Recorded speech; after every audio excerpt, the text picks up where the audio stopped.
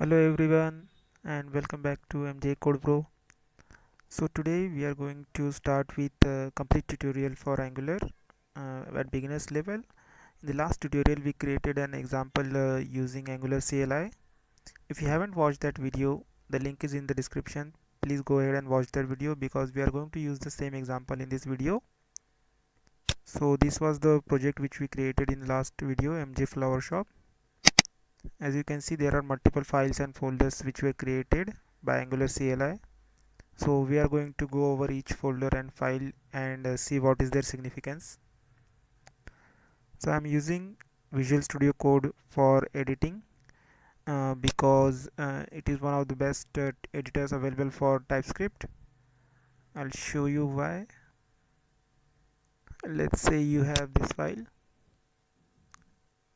and what this Visual Studio Code allows us is the similar function that Eclipse allows us with Java. Like if you type any variable or any function, so whatever properties or other methods available with that, it will give it in suggestions and you can use that. So that's pretty cool. So we'll start with the files. So this is the folder structure. I have already opened it in Visual Studio Code. So we'll go over one by one. So E2E stands for end to end. This contains some files which are required for end-to-end testing. Again, this is automated testing. So as you can see, it has a navigate to function which will open a browser with the root URL, and then you can add your own tests. Then second folder is node modules. This folder contains all the dependencies required by your project. Like we can use some files from Angular core, so it will be here. So similarly, all the dependencies which you have defined or which you are going to use will be under node modules, third party libraries also. Now src is the folder where all your project code will be there. This is the folder where you will be working mostly. Inside it you have app folder. This is your first component which is given by Angular CLI. So it has a .ts file, TypeScript file. This is where you will be coding for your module. This is upload module.ts. Then these three files are for component: app.component.css, app.component.html, and app.component.ts. That is for TypeScript. You can see there is app component defined, and this app module uses the app component. So after that we have assets folder. In this you will be keeping all your public resources like images and any other resources which you have.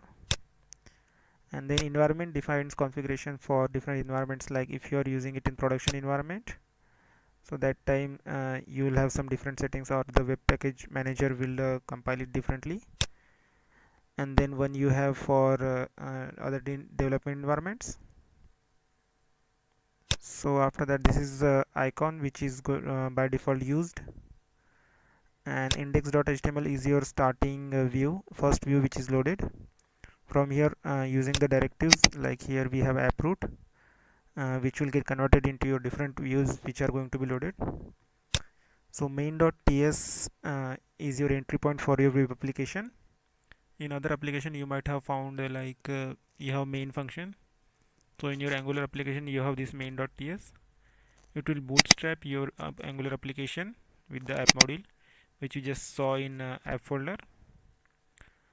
Now polyfills.ts contains any other polyfills, like other third-party JS files which are needed for your browser to understand the Angular code, because there is a gap between TypeScript implementation, latest implementation, and the way Angular uses the TypeScript, and the way browser understands the JavaScript. So for that there are some extra libraries are needed, like system.js is there. So those are going to be defined in this file. And since this is in the global folder, this style.css will be used for global styling. In test.ts you will be defining your test cases. Typing.t.ts, this is used for your system.js model definition. As you can see, the comment line returns.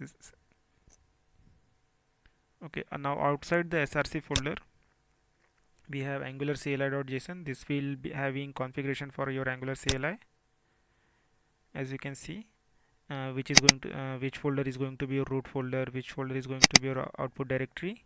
Similar to that, assets and everything else is defined here. So this is configuration for your editor, like what is going to be indent size or what is going to be indent style.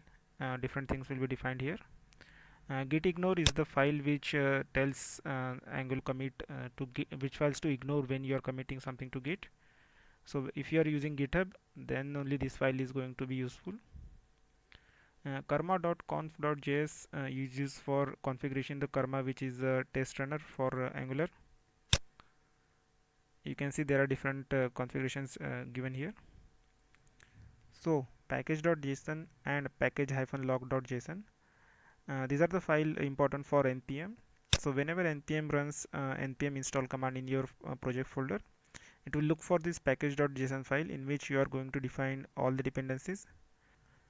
You can see there are different dependencies given here for different environments. So dev dependencies are for development environment, in which you have Angular CLI, then Jasmine related dependencies and those.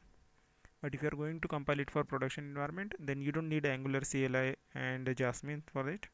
So the dependencies are less there. Similarly, package-log.json, it just has URLs for those dependencies, like from where to download it and integrity and other things. Now protector.conf.js, it's again related to your protector configuration. It is again related to testing.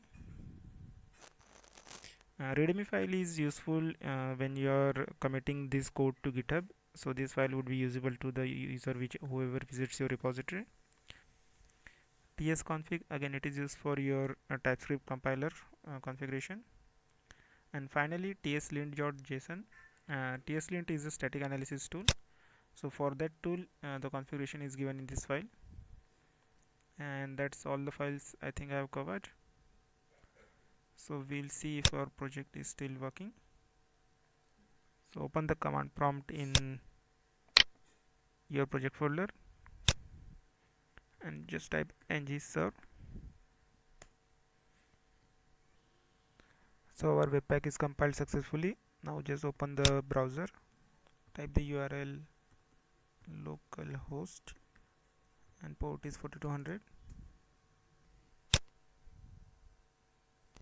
So one more thing guys, this package.json is the one of the most important files for your project, because whenever you are going to commit it in GitHub and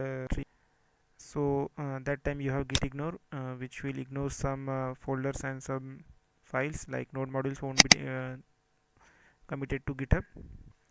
So that time your npm will check in package.json, like which are the node modules it needs for this project, and it will download this project into a new modules folder. So now our webpack is compiled successfully. Now open the browser and type the URL localhost 4200. So I already typed it, so you can see the web application is running fine. So that is it for today's tutorial guys. I hope you like the videos. Don't forget to like, share and subscribe. Stay tuned for more videos. Thank you.